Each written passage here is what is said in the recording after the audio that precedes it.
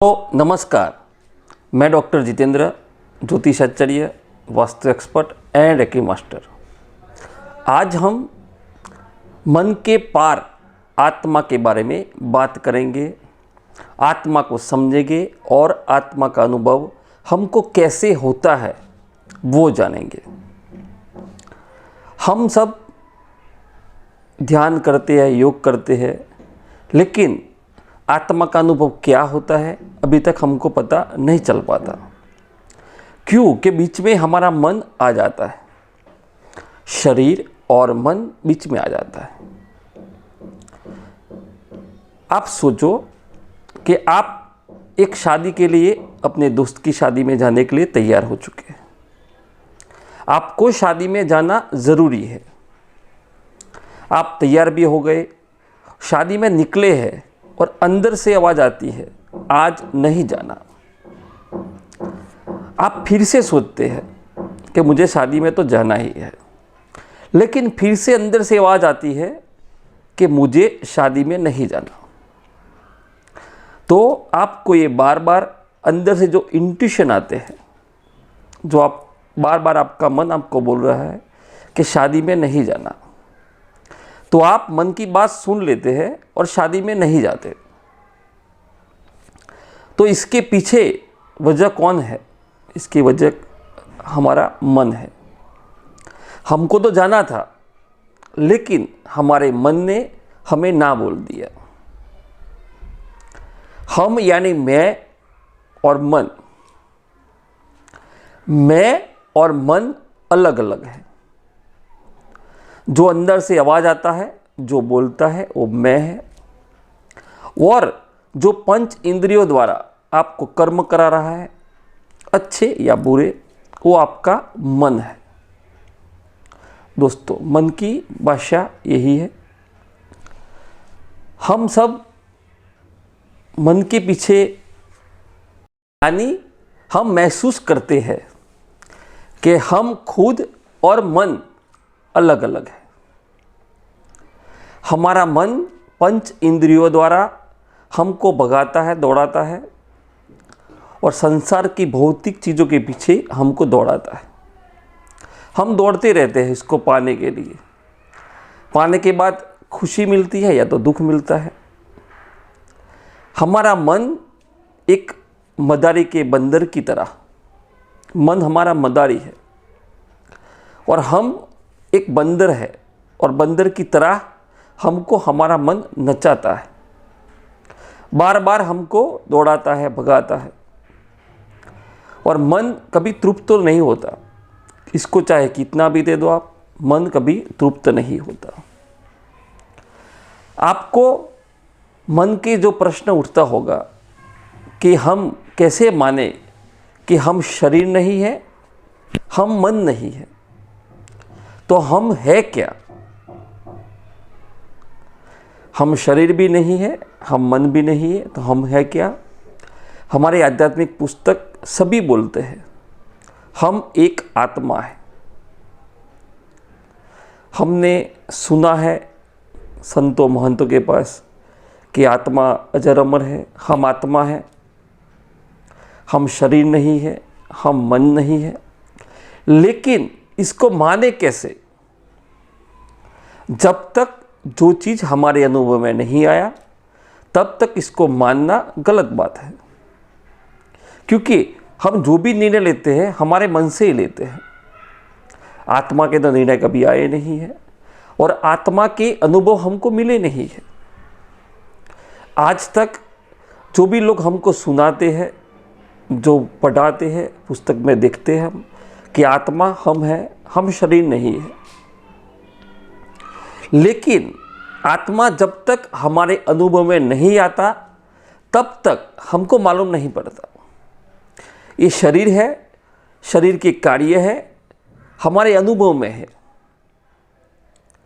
हमको जहाँ शादी में जाना था, हम शादी में नहीं गए, हमारे मन ने ना बोल दिया, तो हम नहीं गए। तो ये हमारा मन है, वो भी हमको अनुभव में आ गया। शरीर भी हमारे अनुभव में आ गया है और मन भी हमारे अनुभव में आ गया है। लेकिन आत्मा जब तक अनुभव में नहीं आएगा तब तक तो हम मानना गलत बात है और नहीं भी मानना चाहिए। मन है क्या, इसको समझने के बाद आत्मा का अनुभव होता है, इसके बाद सब पता अपने आप चलने लगता है। आपको जो लगता है आपका अस्तित्व है, वैसे ही दूसरे का अस्तित्व है।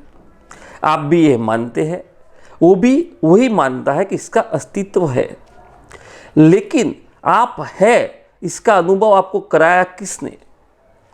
तो आपने 2 हाथ, 2 पैर, आपकी आँख, 2 कान, आपका मुख, जो हमारी पंच इंद्रियां है, इसके द्वारा हम है इसका अनुभव हमको कराया, यानी हमारे शरीर का अनुभव कराया। और हमारे ब्रेन ने हमको सोच के, बुद्धि से, विवेक से हमको पता चल गया कि हमारा मन भी एक होता है, लेकिन आत्मा का अनुभव तो होता नहीं है, अनुभव हुआ नहीं है। हम अपना चेहरा दर्पण में देखते हैं, लेकिन जो चेहरा है हमारा, वो जो दिखता है इसका प्रतिबिंब है, उल्टा होके गिरता है और हमको दिखता है। हम है ऐसा तो दर्पण में दिखता ही नहीं। हम हमारे आप से, हमारी आँखों से, हमारे फेफड़े, हमारा हृदय, हमारी आंतें, अंदरूनी जो भी चीज़ है हम देख नहीं पाते। हम जो देखते हैं, महसूस करते हैं, हमारी चमड़ी है, हमारा शरीर है, और हम जो दिखते हैं वो महसूस करते हैं। हमारे अपने आप से हमारा चेहरा भी हम देख नहीं पाते बिना दर्पण के। हमारा चेहरा भी देखने के लिए दूसरा व्यक्ति चाहिए, तब जाके हमारा चेहरा कैसा है वो हमको बता सकता है।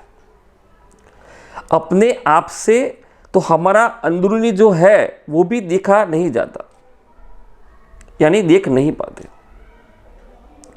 आत्मा तो बहुत दूर की बात है, लेकिन आत्मा के जो अनुभव होते हैं, इसके बाद आपको मालूम पड़ जाएगा कि आत्मा है, आत्मा शरीर में रहती है और शरीर से बाहर भी जाती है। आत्मा का पूर्व जन्म भी होता है और अगला जन्म भी होता है।